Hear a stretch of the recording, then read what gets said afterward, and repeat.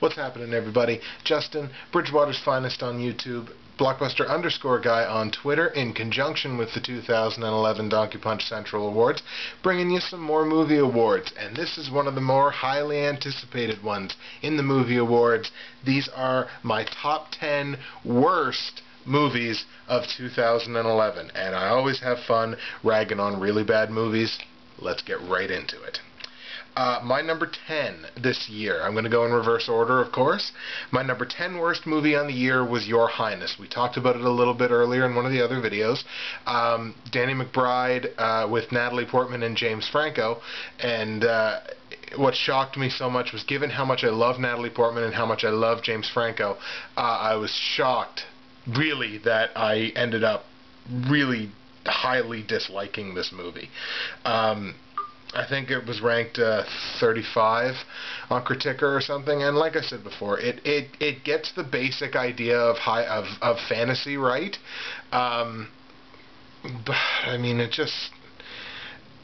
one of these movies that tries to combine high fantasy with like modern writing, and in this case, I mean, it's fucking Danny McBride.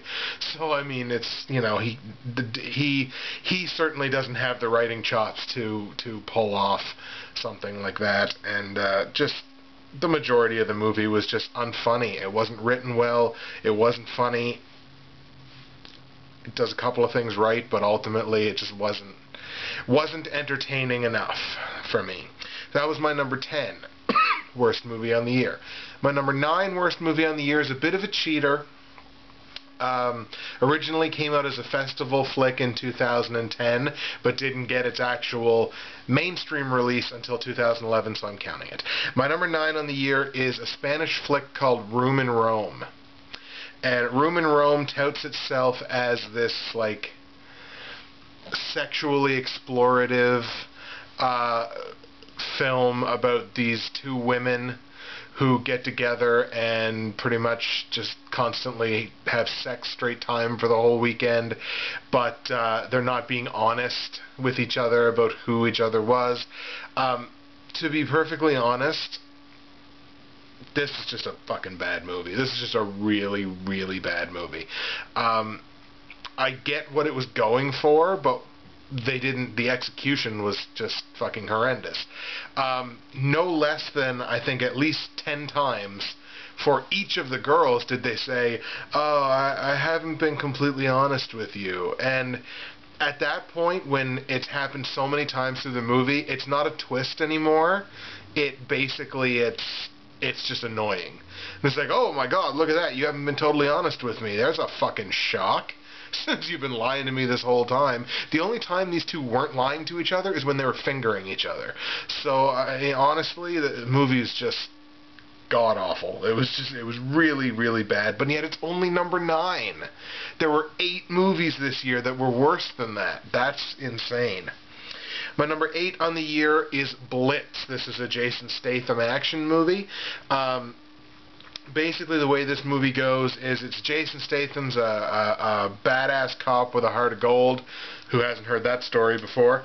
And he wakes up in basically a half-drunken stupor. I'm assuming trying to forget that he ever made 3 Transporter movies. And he goes out because there's people making noise on the street. And he goes out with this stick, this Hurley stick, and this is actually the only real serviceable line in the movie. He's talking to these guys, and he's like, "This is a Hurley, used in the great sport of hurling, cross between hockey and murder." And that's a great line. That line was fantastic. The rest of the movie stunk out loud. Basically, he's trying to find this cop killer, and I mean, it's another one of these really underwhelming, really, really bad action movies with Jason Statham in them. He's done some good ones, but he's done some really fucking bad ones too, and Blitz was horrendous. Number 7 on the year, Final Destination 5. We talked about Final Destination 5. It won its own award, in fact. I won't go too much more in depth about it. Just, again, a lot of the deaths were really hackneyed and stale. Apparently it's a prequel, but honestly, who could give a fuck? My number 6 on the year is Fast 5. And I'm going to steal a line from Matt and Pat on Two Best Friends Play, where they talked about The Rock. Because The Rock, Dwayne "The Rock" Johnson, is one of the co-stars in this. It's a big battle between The Rock, Vin Diesel, and Paul Walker to see who's more washed up. Fast 5, if you've seen any of the other Fast and the Furious movies, you know the story of this one. They're trying to pull off one more heist, what's one last heist, and they bring the whole group of them together, and The Rock is this fucking G.I. Joe, Captain Commando motherfucker who's trying to gun him down, and... number 5 on the year, my number 5 worst movie on the year is The Roommate. The Roommate, if you'll remember, is this teen flick about... these girls that go to college, and the one girl gets a roommate, and their roommate is like psychotic.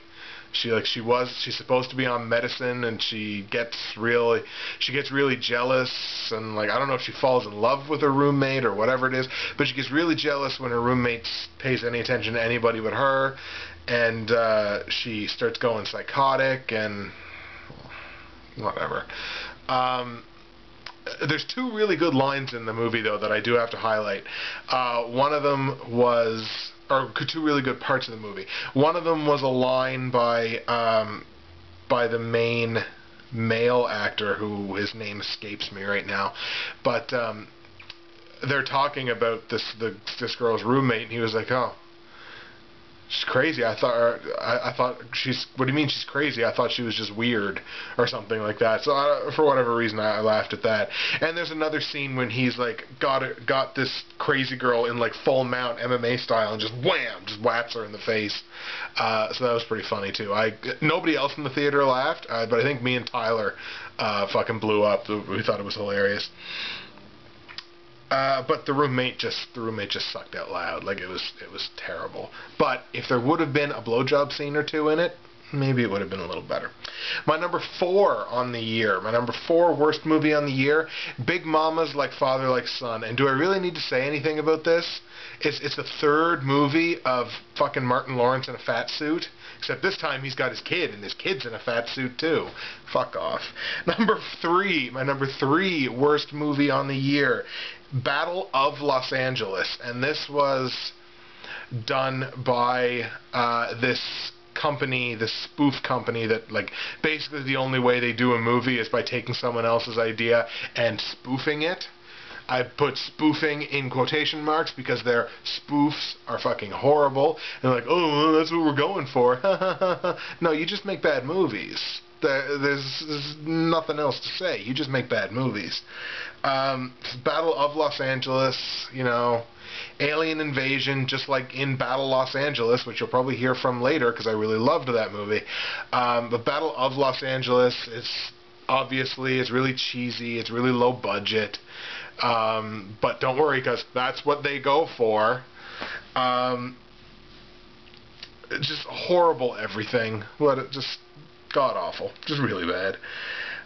My number 2 on the year, Beverly Hills Chihuahua 2. Again, not a whole lot of explanation is needed here.